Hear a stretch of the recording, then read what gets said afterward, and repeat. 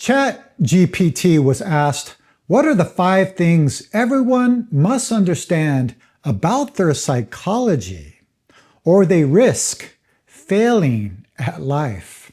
In this video, I'm going to share what it said and my thoughts on each one and how they can apply to our everyday life. Hello everyone, it's Jason, and I'm here answering your questions about Zen, meditation, life, your practice, any kind of question. Today's question is about ChatGPT and our psychology. Let me read this question for you. Hello Jason, I just saw a post on LinkedIn about ChatGPT being asked about our psychology and our mind. Do these ideas connect with Buddhist or Zen teachings? This person continues with what ChatGPT was asked. The prompt was, you've read every psychology study and every psychological thinker and philosopher. What are the 5 things everyone must understand about their own psychology, or they risk failing at life? Your brain lies to you constantly is number 1. You're not a passive observer of reality. You are a narrator. Your brain invents stories that feel true, but are often built on cognitive bias, emotional residue, and past wounds. I often talk about this in my videos. There is the truth of what is happening, and then there's the narrative, our story that we add to the truth. And then we start to identify with that story and end up confused, really not knowing who or what we truly are.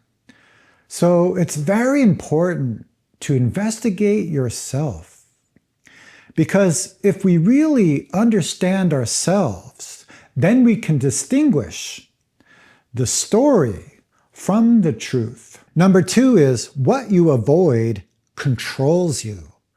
Avoidance feels like relief in the short term, but every time you dodge discomfort, you strengthen fear, shame, procrastination, or resentment. I think most of us know that avoiding discomfort only creates more stress and chaos in our lives. You know, avoidance is like feeding a stray dog, and this dog is named fear. Every time you feed it, it comes back stronger and louder. So instead of avoiding discomfort, just be with it.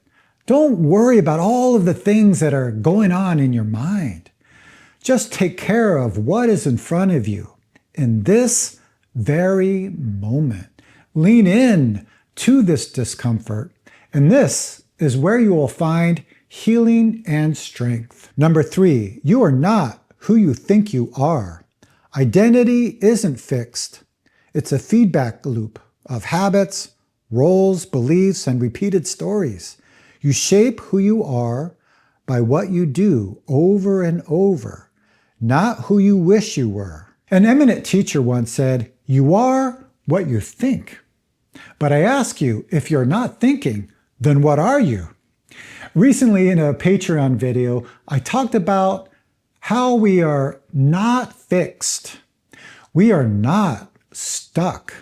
And if we are experiencing these things, it's because we put a label on ourselves. We put ourselves into a very small box. So it's very important to break the walls of this false self. Become your true self. So how do you do that? What are you doing right now? One action is better than 1,000 words, better than 1,000 thoughts. The 4th one, you are wired for emotion, but built to regulate it. Feeling your emotions is not enough. Mental health comes from being able to name, hold, and use your emotions, not be hijacked by them. I can't talk about psychology, but I've spent 28 years investigating mind, thoughts, and feelings. And the question is, Are we using thoughts and feelings to help our lives, to help the lives of others? Or is our thoughts and feelings using us? So it's really important to be intimate and open with everything that is appearing in our minds. And if we can do that, we can digest these experiences, and these experiences become wisdom. And number 5, you will suffer either way. So suffer for something worthwhile. There is no life without pain, but there is a difference between meaningless pain and meaningful sacrifice. Purpose doesn't remove suffering, it gives it a reason. Zen Master Seung Song once said, if your direction is clear, your whole life is clear. If your direction is not clear, your whole life will always be a problem. I talk a lot about this in my videos, about intention. Why do you get up every day? Why do you live your life? Because if this is not clear, you'll just give up. You'll be confused about what you are, what you're doing in this life. Once a monk came to Zen Master Seung Song and said, ever since I became a monk, my whole life has been a living hell. And Zen Master Seung Song said, if your direction is clear, even living in hell is no problem. If you want to help this world, then your pain, suffering is not a hindrance. So most important is intention. So I ask you, why do you get up every day? Why do you live your life? I hope this video was helpful. You can let me know by liking this video, share this video with someone, or put a comment down below. I also made a video called 3 Things in Life You Should Never Trust. I think it connects to what I talked about today and may be helpful. Okay, everyone, I hope you're all doing well, and I will see you very soon.